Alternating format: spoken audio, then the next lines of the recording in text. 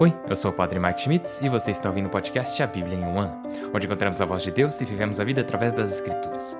O podcast original, The Bible in a Year, foi produzido pela Century e essa é a versão brasileira, traduzida pelo editor e dublada pelo Leandro.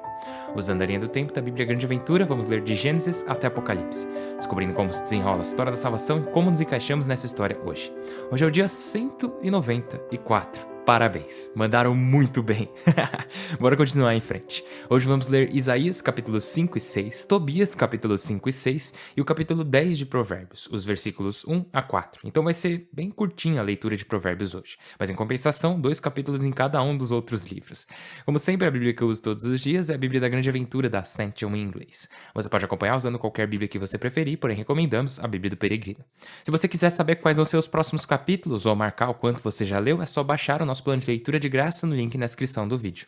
E você pode se inscrever no canal e ativar o sininho, para o seu celular te avisar e você dizer, opa, hora de escutar a palavra do Senhor.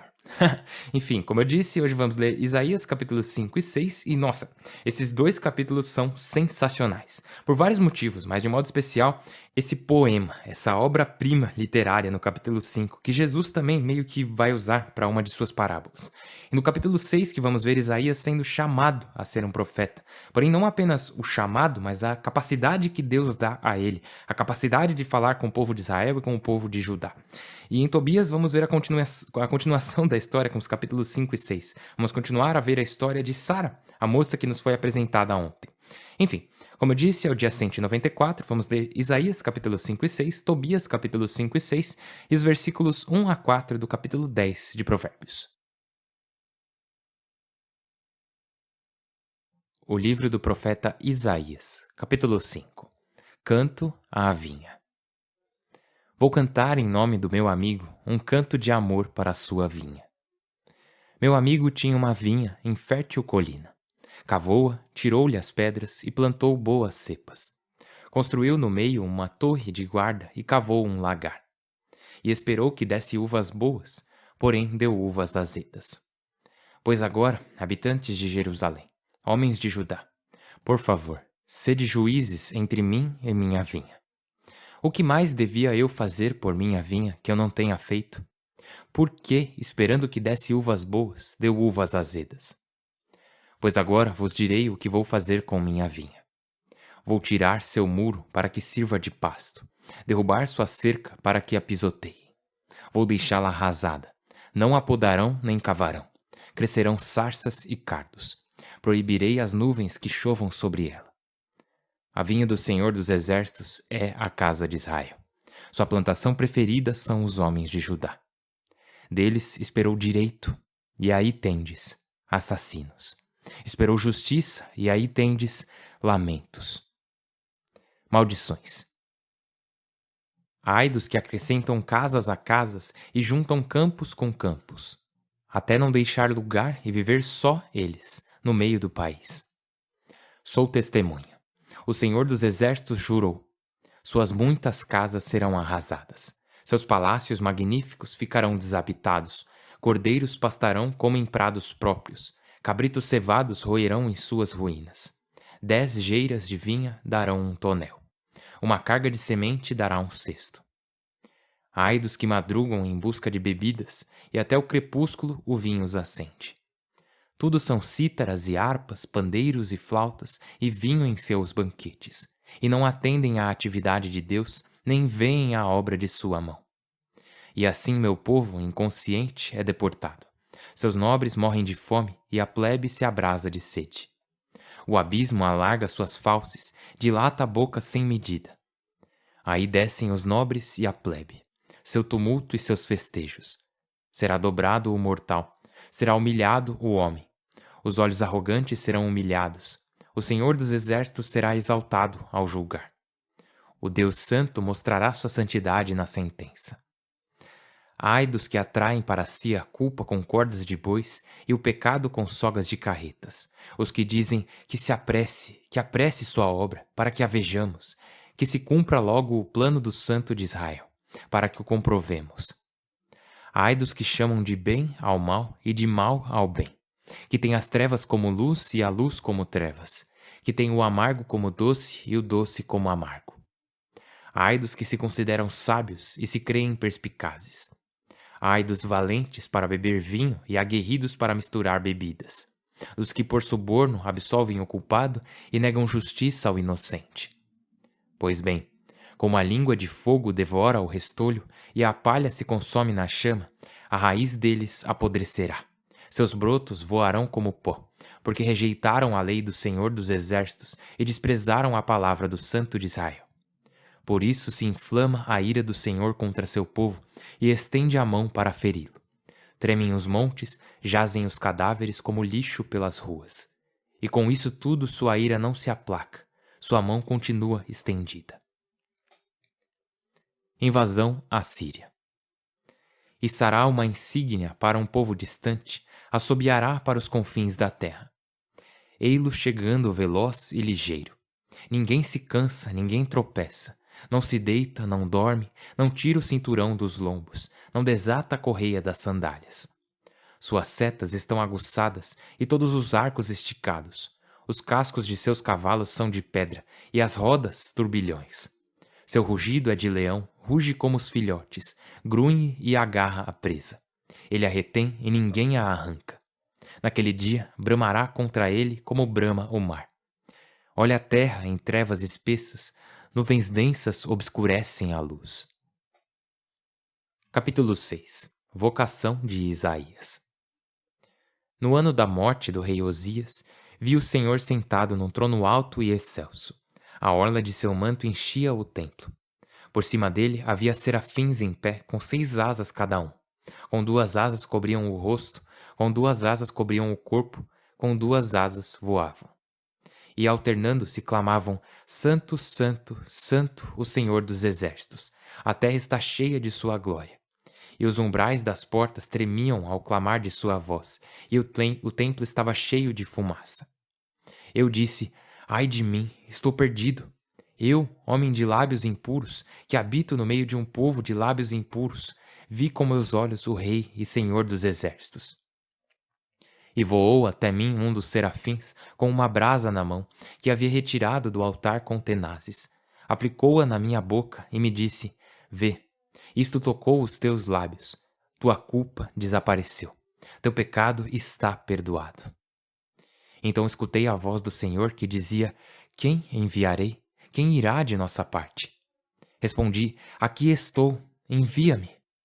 Ele replicou: Vai, e dize a esse povo: Ouvi com vossos ouvidos sem entender. Olhai com vossos olhos sem compreender. Embota o coração desse povo, endurece o seu ouvido, cega seus olhos, que seus olhos não vejam, que seus ouvidos não ouçam, que seu coração não entenda, que não se converta e sare. Eu perguntei: Até quando, Senhor? Ele me respondeu: Até que desmoronem as cidades despovoadas e as casas desabitadas, e os campos fiquem desolados. Porque o Senhor afastará os homens, e o abandono no país crescerá. E ainda que nele fique 1 de cada 10, de novo será varrido. Carvalho ou roble, que ao serem cortados só deixam um toco. Esse toco será a semente santa.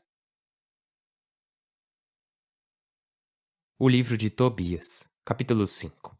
O guia desconhecido.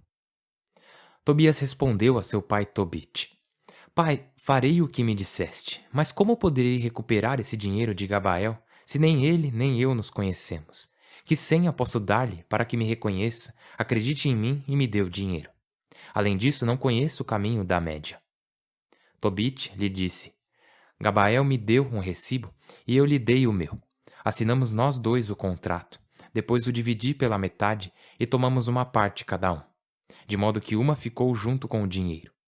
Faz 20 anos que deixei em depósito esse dinheiro. Bem, filho, procura um homem de confiança que possa acompanhar-te e o pagaremos por toda a duração da viagem. Vai recuperar esse dinheiro. Tobias saiu para procurar um guia experiente que o acompanhasse até a Média. Quando saiu, encontrou-se com o anjo Rafael parado, mas não sabia que era um anjo de Deus. Perguntou-lhe: De onde és, bom homem? Ele respondeu: Sou um israelita, teu compatriota, e vim aqui à procura de trabalho. Tobias lhe perguntou: Sabes por onde se vai a Média? Rafael lhe disse: Sim, Estive lá muitas vezes e conheço muito bem todos os caminhos. Fui à Média com frequência, parando na casa de Gabael, o nosso compatriota que vive em Rages, na Média. Rages fica a 2 dias inteiros de viagem de Ecbátana, porque se encontra na montanha. Então Tobias lhe disse: Espera-me aqui, bom homem, enquanto vou dizê-lo a meu pai, porque preciso que me acompanhes. Eu te pagarei. O outro respondeu: Está bem, espero aqui, mas não demores. Tobias foi informar seu pai Tobite. Olha, encontrei um israelita, compatriota nosso. Tobite lhe disse: Chama-o, para que fique sabendo de que família e de que tribo é, e para ver se é de confiança para te acompanhar, filho. Tobias saiu para chamá-lo. Bom homem, meu pai está te chamando. Quando entrou, Tobite se adiantou para saudá-lo. O anjo lhe respondeu: Que tenha saúde. Mas Tobite comentou: Que saúde posso ter? Sou um cego que não vê a luz do dia. Vivo na escuridão como os mortos, que já não veem a luz. Estou morto em vida. Ouço a voz das pessoas, mas não as vejo. O anjo lhe disse: Ânimo, Deus te curará logo. Ânimo. Então Tobite lhe perguntou: Meu filho Tobias quer ir à Média. Poderias acompanhá-lo como guia? Eu te pagarei, amigo. Ele respondeu: Sim, conheço todos os caminhos. Fui à Média muitas vezes. Atravessei suas planícies e suas montanhas. Conheço todos os caminhos. Tobite lhe perguntou: Amigo, de que família e de que tribo és? Dize-me. Rafael respondeu: Por que queres saber sobre minha tribo? Tobias disse: Amigo, quero saber exatamente o teu nome e sobrenome. Rafael respondeu: Sou Azarias, filho do ilustre Ananias, teu compatriota. Então Tobite lhe disse: Sejas bem-vindo, amigo. Não te aborreças se eu quis saber exatamente de que família és. Acontece que és nosso parente e de família muito boa. Eu conheço Ananias e Natã, os 2 filhos do ilustre Semeías. Iam comigo adorar a Deus em Jerusalém e não se desviaram por mau caminho. Os teus são boa gente. Bem-vindo, homem. És de boa estirpe. E acrescentou: Eu te darei como pagamento 1 dracma por dia, e, como a meu filho, a manutenção. E acrescentarei alguma coisa ao pagamento. Rafael respondeu: Eu o acompanharei, não tenhas medo. Sãos partiremos e sãos voltaremos. O caminho é seguro. Tobite lhe disse: Amigo, Deus te pague. Depois chamou Tobias e lhe disse: Filho, prepara a viagem e vai com teu parente. Que o Deus do céu vos proteja por lá e vos traga de novo sãos e salvos. Que seu anjo vos acompanhe com sua proteção, filho. Tobias beijou seu pai e sua mãe e saiu para a viagem, enquanto Tobite lhe dizia: Boa viagem. Mas a mãe se pôs a chorar e disse a Tobite: Por que mandaste meu filho? Ele era nosso apoio e o tínhamos sempre perto. O dinheiro não passa de dinheiro, é lixo em comparação com nosso filho. Bastava-nos viver com o que Deus nos dava. Tobite lhe disse: Não te atormentes. Nosso filho partiu são e salvo voltará. Tu o verás com teus olhos no dia em que voltar são e salvo. Não te atormentes, nem te inquietes por eles, mulher, pois um anjo bom o acompanhará. Lhe dará uma viagem feliz e o trará são e salvo. E ela parou de chorar. Capítulo 6. A viagem. Quando o jovem e o anjo partiram, o cão foi com eles. Caminharam até o anoitecer e acamparam junto ao rio Tigre. O jovem desceu ao rio para lavar os pés e um peixe enorme saltou do rio, tentando arrancar-lhe um pé. Tobias deu um grito e o anjo lhe disse: Agarra-o, não o soltes. Tobias segurou o peixe e o arrastou para a terra. Então o anjo lhe disse: Abre-o, tira-lhe o fel, o coração e o fígado, e guarda-os, porque servem como remédios. Joga fora os intestinos. O jovem abriu o peixe e recolheu o fel, o coração e o fígado. Depois assou um pedaço do peixe, o comeu e salgou o resto. Seguiram seu caminho juntos até chegar à Média. Então Tobias perguntou ao anjo: Amigo Azarias, que remédios se tiram do coração, do fígado e do fel do peixe? O anjo respondeu: Se um homem ou uma mulher forem atacados por um demônio ou um espírito mau, queimam-se aí diante o coração e o fígado do peixe, e já não acontecem mais os ataques. E se alguém tem manchas brancas nos olhos, unge-se com o fel, depois sopra-se e ele fica curado. Haviam entrado já na Média e estavam perto de Ecbátana, quando Rafael disse ao jovem: Amigo Tobias. Ele respondeu: O quê? Rafael disse: Hoje vamos pernoitar em casa de Raguel. Ele é teu parente e tem uma filha chamada Sara. É filha única. Tu és o parente com mais direito de casar com ela e herdar os bens do pai dela. A jovem é séria, decidida e muito bela, e seu pai é de boa posição. Depois continuou: Tu tens direito de casar com ela. Escuta, amigo. Nessa mesma noite falarei ao pai a respeito da jovem, para que a reserve para ti como prometida. E quando voltarmos de Rages, faremos o casamento. Estou certo de que Raguel não vai pôr obstáculos, nem vai dá-la em casamento a outro. Ele se exporia à pena de morte, segundo a lei de Moisés, sabendo como sabe que sua filha pertence a ti mais do que a qualquer outro. Portanto, amigo, escuta. Nesta mesma noite vamos tratar sobre a jovem e faremos o pedido de sua mão. Depois, quando voltarmos de Rages, nós a acolhemos e a levamos conosco para a tua casa. Tobias lhe disse: Amigo Azarias, ouvi dizer que ela já casou 7 vezes, e todos os maridos morreram no quarto na noite de núpcias, quando se aproximavam dela. Ouvi dizer que um demônio os matava, e como o demônio não faz mal a ela, mas mata quem quer se aproximar dela. Eu, como sou filho único, tenho medo de morrer e de mandar meus pais para a sepultura, com o desgosto que lhes iria causar. E eles não têm outro filho que possa enterrá-los. O anjo lhe perguntou: E não te lembras das recomendações que teu pai te fez para que casasses com uma jovem da família? Olha, escuta, amigo. Não te preocupes com esse demônio. Casa com ela. Sei que nesta mesma noite eles a darão a ti como esposa. E quando fores entrar no quarto, pega um pouco do fígado e do coração do peixe e joga-os no braseiro do incenso. Ao espalhar-se o cheiro, quando o demônio o respirar, fugirá e não voltará a aparecer perto dela. Quando fores unir-te com ela, antes levantai-vos os dois e orai pedindo ao Senhor do céu que vos conceda a sua misericórdia e que vos proteja. Não temas, pois ela está destinada a ti desde a eternidade. Tu a salvarás, ela irá contigo, e penso que te dará filhos muito queridos. Não te preocupes. Quando Tobias ouviu o que Rafael lhe ia dizendo e soube que Sara era sua parente, da família de seu pai, ficou cheio de carinho e se apaixonou por ela. O livro de Provérbios, capítulo 10, versículos de 1 a 4. Provérbios de Salomão. Filho sensato, alegria de seu pai. Filho nécio, aflição de sua mãe. Tesouros mal ganhos não aproveitam, mas a justiça livra da morte. O Senhor não deixa faminto o honrado, mas rejeita a ambição do perverso.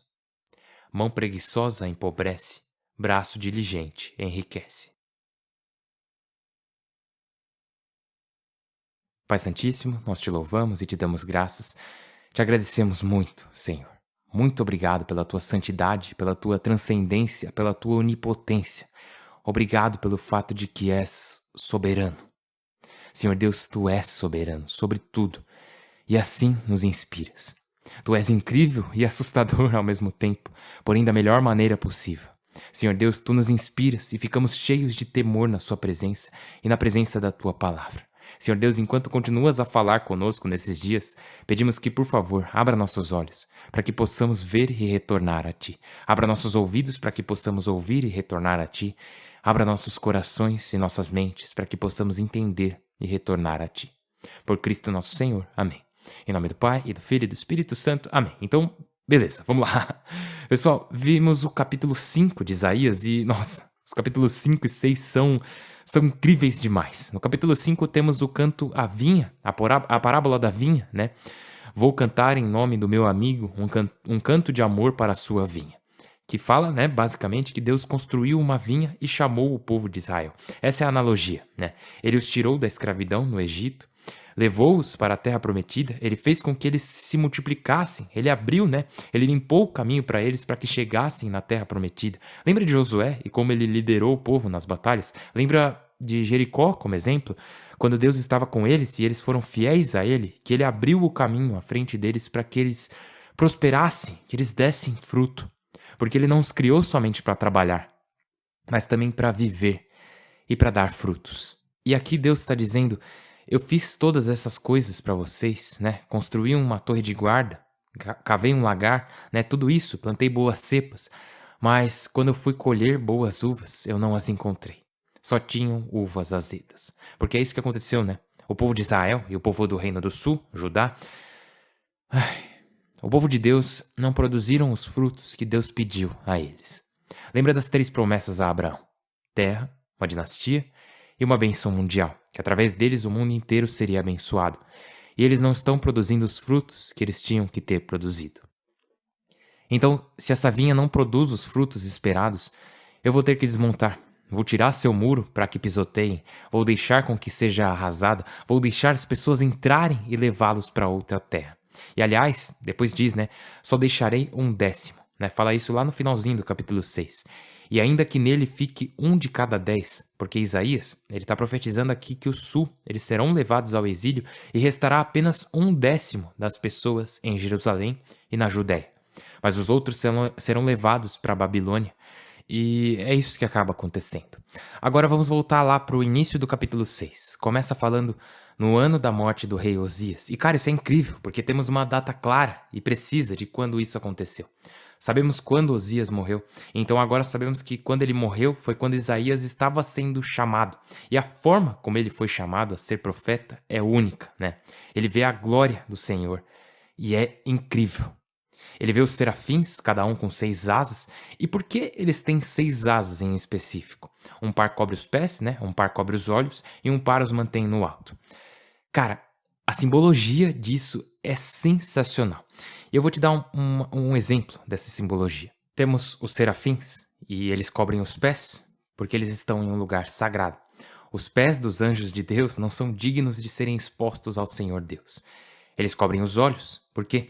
Porque o Senhor Deus é tão santo que nem mesmo os anjos podem olhar para ele e sobreviver. Então eles cobrem os pés, cobrem os olhos e com o outro par de asas eles voam. E o que eles clamam? Eles clamam: Santo, Santo, Santo é o Senhor dos exércitos. A terra inteira está cheia da sua glória. Se você é católico, você já ouviu isso antes. A gente chama de santo, né? O Santo, Santo, Santo. E dizemos essas palavras, as proclamamos, quando estamos prestes a entrar no momento mais sagrado de nossas vidas. O momento mais sagrado na missa, quando a Eucaristia, o pão e o vinho, se tornam o corpo e sangue de Jesus. E somos levados à presença de Jesus. Agora, pensa nisso. Isso é sensacional. Diz lá que quando Isaías vê isso, ele diz: ai de mim, estou perdido. Porque essa é a sensação de entrar em contato, de estar verdadeiramente na presença do Deus vivo e verdadeiro.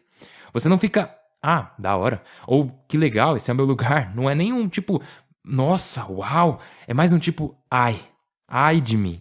Porque eu não sei se você já parou para imaginar a cena que tipo, Deus está ali, em pessoa. Ele que é tão bondoso, tão belo, que é o próprio amor, que é santo. Então percebemos o contraste, a verdade sobre nós mesmos, que fomos criados para ser assim também. Fomos criados para ser bons, belos, sábios, fomos feitos para ser santos, mas sempre acabamos falhando. É tipo lembra quando Jesus entrou no barco de Simão, de Pedro, né? E encheu a rede dele de peixes, e Pedro, quando vê isso, se ajoelha e diz: afasta-te de mim, Senhor, eu sou só um pecador. Daí Jesus os levanta, né, e diz: de agora em diante você será um pescador de homens. Essa é a hora, é na presença do Senhor que percebemos o quão pequeno somos, percebemos o quão perdidos estamos e percebemos o tamanho da bondade dele. Porém, Deus não se afasta de nós. Pelo contrário, ele nos chama para perto dele. E é isso que acontece com Isaías. Isaías passa por isso, né? Ele sente o que é estar na presença de Deus, ele vê sua bondade, sua santidade e diz: ai de mim, estou perdido. Eu, homem de lábios impuros, que habito no meio de um povo de lábios impuros, vi com meus olhos o Rei e Senhor dos exércitos. Ele percebe o chamado que Deus faz a ele, que Deus está me chamando para profetizar para muita gente perdida. Eles estão perdidos e eu estou perdido também, né? E voltando ao momento da missa, nós dizemos Santo, Santo, Santo. E nessa hora, caso você não seja católico ou não saiba, na missa católica, nesse momento, nos ajoelhamos e dizemos Santo, Santo, Santo e fazemos toda a oração e nos ajoelhamos depois. E lá, com Isaías, o que acontece?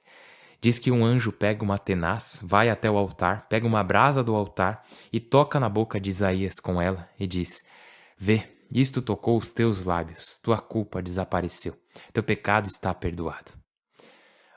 Os primeiros pais da igreja, né, cara, isso é incrível. Nos primeiros séculos do cristianismo, lá na igreja primitiva, os primeiros pais da igreja primitiva viam isso como uma prefiguração, como um prenúncio do que acontece na missa. Que dizemos santo, santo, santo, nos ajoelhamos, e daí o que acontece é que a brasa ardente da Eucaristia, né? A brasa ardente da Eucaristia, a chama da própria presença de Deus, é tirada do altar e colocada na nossa boca, nos nossos lábios. E então temos essa transformação, pelo fato de que entramos em contato com o próprio Senhor Deus. Nossa, isso é sensacional, simplesmente sensacional. E não só isso, né? Deus pergunta: quem enviarei? Quem irá de nossa parte? E Isaías diz: aqui estou, envia-me. E ele diz: tá bom, vai, diga a esse povo tal coisa e tal coisa. E no final de cada missa, o que acontece no final de cada missa? O sacerdote diz: ide em paz e que o Senhor vos acompanhe.